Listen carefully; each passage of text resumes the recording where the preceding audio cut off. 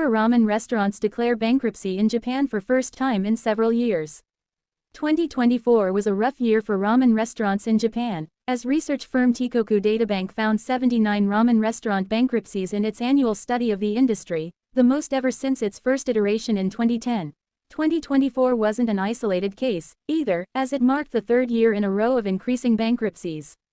Things are finally looking better, though, as Teikoku has just released the results of its 2025 study, in which ramen restaurant bankruptcies fell by 25.3% to 59.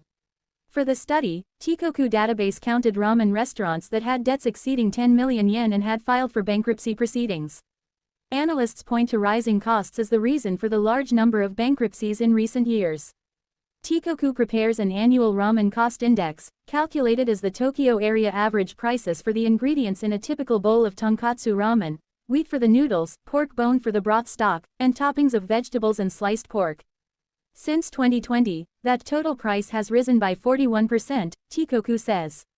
Though ramen restaurant bankruptcies fell from 54 cases in 2020 to just 17 in 2021, when pandemic period government aid was propping up many eateries, they rose to 33 in 2022 and then 53 in 2023 before hitting their peak of 79 in 2024.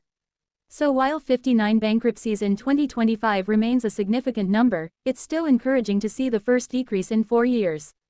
Image: Pakutaso. Teikoku credits the reduced bankruptcies to a combination of factors, including trends such as brothless ramen that requires fewer ingredients and operational changes such as cashless payment systems and utilization of centralized kitchens providing semi-finished products to individual restaurants, allowing for smaller staffs and lower overhead costs. Teikoku says there's also been a shift away from trying to succeed through high-volume sales and towards trying to increase per-customer profits, sometimes through offering more premium-style ramen or simply raising menu prices, with the latter being something that Teikoku says there's growing acceptance of among ramen restaurant diners. However, this doesn't mean that running a ramen restaurant is now an easy path to financial success.